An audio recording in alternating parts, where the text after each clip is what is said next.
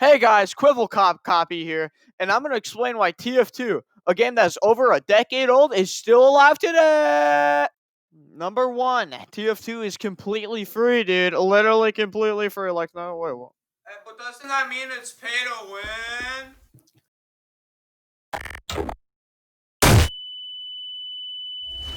TF2 may have microtransactions, but they're exclusively cosmetic and taunts. And you could buy some weapons with some weapons are theoretically they're OP.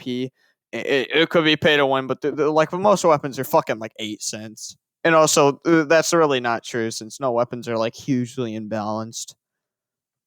Number two, this game is pretty fun. Like, if you played this game, you cannot tell me that this game is ass. The only reason this would be ass to someone is if they were like really bad at it, which is actually understandable. And that brings me to number three, the beautiful difficulty of this game. This game has the what I like to call the Kino der Toten of difficulty. It basically means that it's not too hard, but it's not that easy as well.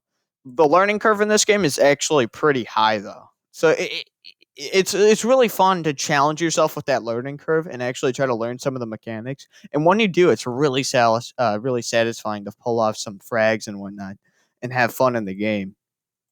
The game rewards you for digging into the game and learning all its mechanics and also practicing your aim and whatnot. It rewards you with achievements, domination quotes, and all that jazz.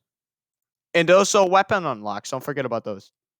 If you've been on the internet at all, you probably know about the TF2 characters, whether or not you actually played the game.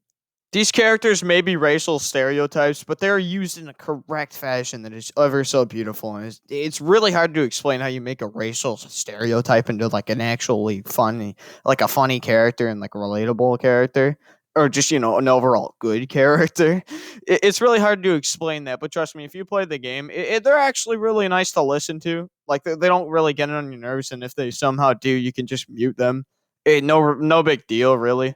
And some of the characters are actually like cool to me. Like I really like the spy.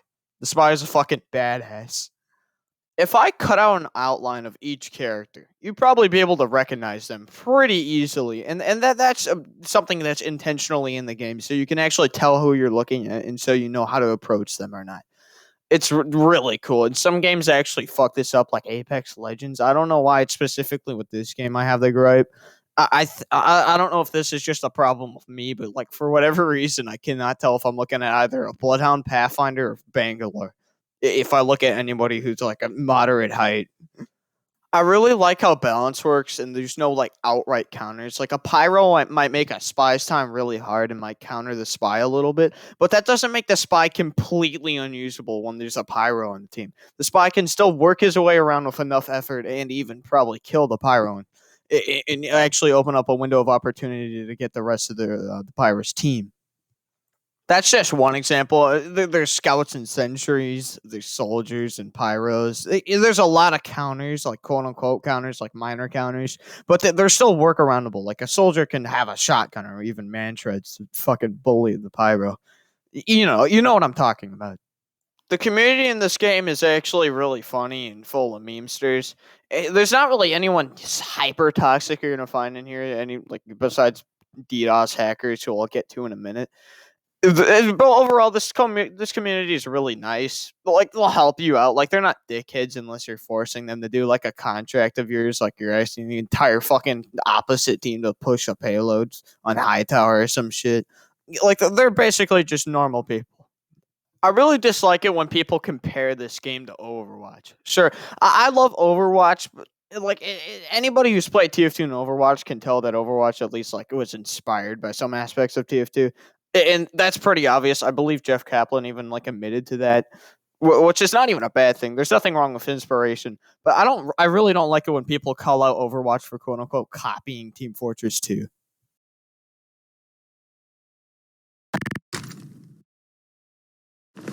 TF2 copied Overwatch. No, no, no, no, no. Overwatch copied TF2. No, no, no, no. No, TF2 copied Overwatch. I also don't like it when people really compare the games since they're actually not that like similar besides some like aspects like rocket jumping. You know what I'm talking about. Like there's some aspects in there that are similar, but like it's not like the same fucking game. Now let's get to some of the complaints I have about this game because nothing's perfect even though this game is really fucking good.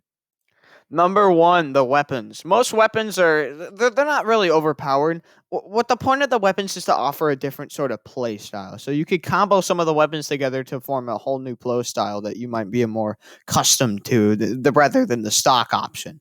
There's definitely some fucking terrible weapons in Team Fortress 2 that are mainly just fun to use rather than effective, like the caber and also the loose cannon mainly. However, there's just some fucking broken weapons like the flog.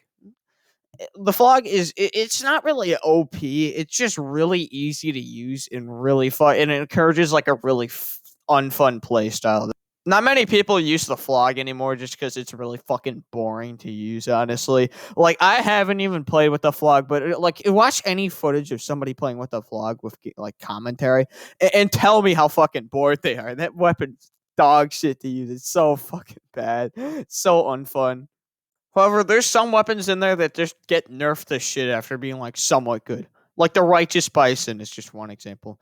You used to be able to like penetrate through targets and get like mini crits. It actually used to be like decent, but it wasn't really that good. It was just funny to use and like a semi good option. However, Valve proceeded to nerf the thing to shit, and it does like 20 damage per hit, and it moves at like this the speed of fucking like my fucking thoughts and how I think when I fucking see a math problem. Like Jesus Christ, the projectiles is fucking hell. Another problem with this game is the lack of updates. The most recent update is it just puts a statue on every map in honor of Rick May, which I do appreciate, but there's no real major updates like the like I'm not downplaying that update, mind you. I wouldn't fucking disrespect Rick May because that my man shaped my fucking childhood.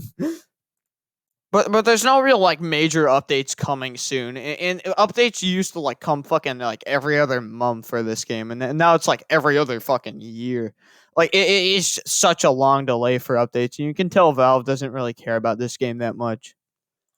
Number three, the DDoS hackers.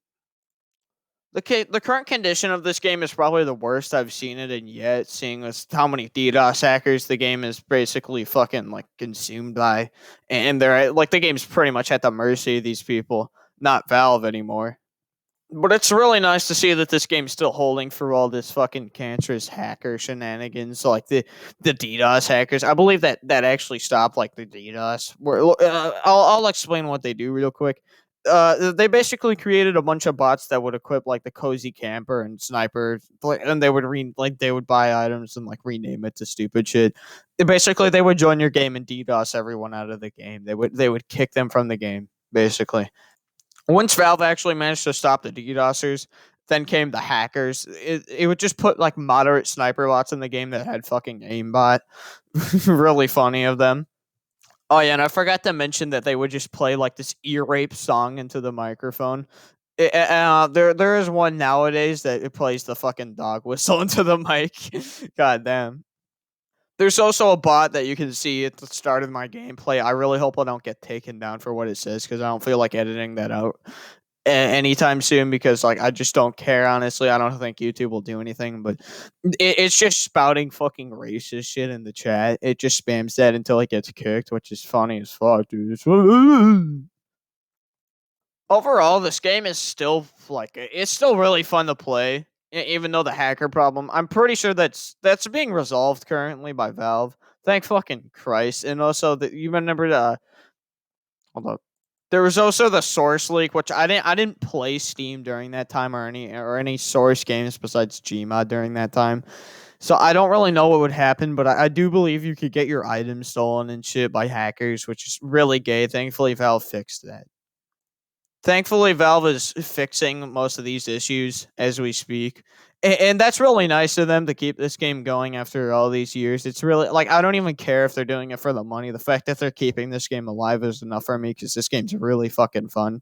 I really love this game and I love playing it with Skitty Beeper as well. I might do a video about that later. Either way, guys, it's Ronnie McDonnie, and I'm signing off, and I'm off to perform another Quivel Cop copy video real quick. Bye bye.